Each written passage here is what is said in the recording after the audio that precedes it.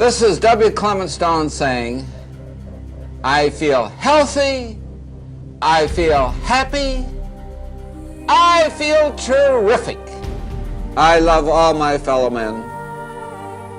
I love every one of you. And it's my sincere prayer that you respond and learn how to help yourself by learning the art of motivation. And I can describe it to you in one short sentence so you can understand it. Whatever the mind can conceive and believe, the mind can achieve. Isn't that a profound statement? You will notice that it says nothing about the need for education, but simply that whatever your mind can conceive and believe, your mind can achieve.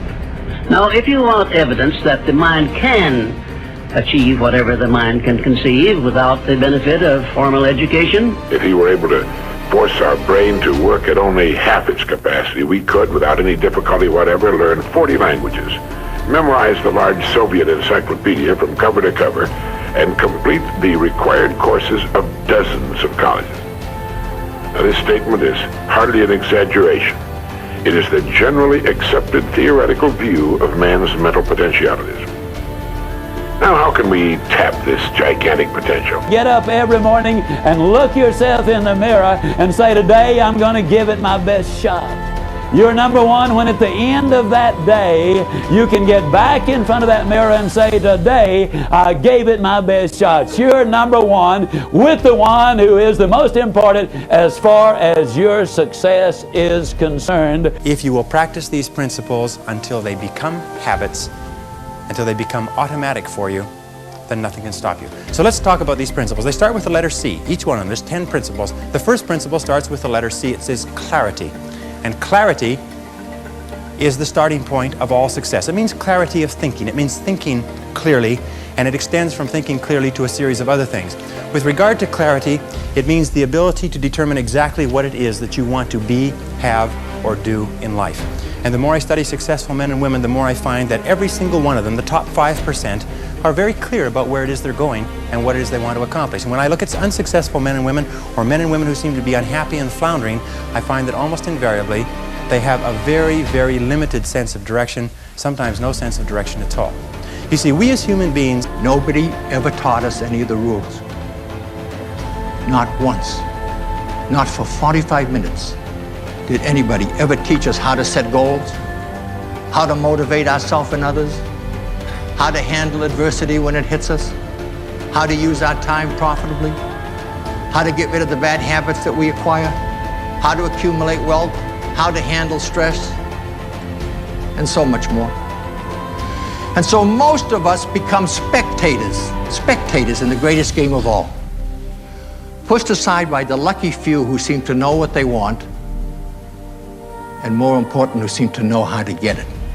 The only difference is our perception of ourselves, how we see ourselves, our awareness of this higher place, this higher self within, and perhaps in the results we're getting. Anyone that has ever done any research into human potential will be quick to tell you that you have infinite potential. You've been blessed with exactly the same mental faculties as the Bells or the Wrights. And the same power flows to and through you that flew through them. Now, do you know that you can take and build the most magnificent dream in your mind? See, you don't want to wind up at the end of your life and discover that you've lived only 1/10 of it. And the other 9/10 went down the drain. Not for lack of opportunity, for lack of information. So that's number one, find out how things work. Now here's the best human virtue for finding out, curiosity. Make a note of that. Curiosity. Be curious. Then build a foundation under your dreams. And when you see men and women who rise from poverty and obscurity to fame and renown, you invariably see someone who had a vision of what they could be and have and do that was far beyond what they were. Every one of us has had an experience. At one time when we were small, we had a vision of being grown up and having our own cars. And as we grew older, we had a vision of having our own homes and our own families. And as we grew older, we had a vision of traveling and going to Europe. We fulfill all our visions. The wonderful thing is this, is that we always tend to achieve our goals. The problem is that our goals are set so low that even when we do achieve them, they don't turn us on. They don't fill us with enthusiasm. So dream big dreams. You're God's greatest creation, and you are meant to win. But the obstacles cause us to have doubts in our mind. Are we really capable of doing this? You know, if you had formed the attitude that every obstacle is an illusion, just like this ladder, I didn't have to climb over it. I could just walk right through it. Well, you may not be able to walk through some of the obstacles, but I can guarantee you this. You're able to figure out how to get around them, how to get over them, or how to get to where you want to go. You're able to do anything. You will be the same person in 5 years as you are today, except for the people you meet and the books you read. The next night that you're free, instead of collapsing in front of that television set at home, why not take a little trip down to your local library? Walk in, find that special shelf of books that's in every library, that gold mine, that shelf containing books on success, how to achieve it, and how to hold on to it after you get it. Walk up and introduce yourself to some of the most powerful people who have ever lived. People like Napoleon Hill, Norman Vincent Peale, Maxwell Maltz, Dorothea Brande, W. Clement Stone. They're waiting at this very minute to help you. And you'll know and realize that you've created a better world for yourself and everyone else to enjoy. And you'll also realize that what you're looking at, It's the person that picks themselves up and says, nothing is going to stop me. You know, the best quality in the world that you can develop, and I give it to you because I made it my life's habit to develop this quality. I hope I've got it, but I don't know for sure. But the quality is to develop the quality of being unstoppable. Develop the quality of being unstoppable. Say in yourself that no matter what life throws at me, it'll never stop me. No matter how rough it gets, I will never quit. And nothing will ever stop me. Make the decision that you can be tired, you can be worn out. But you have your goal, and you know that you will become and you will achieve what you think about.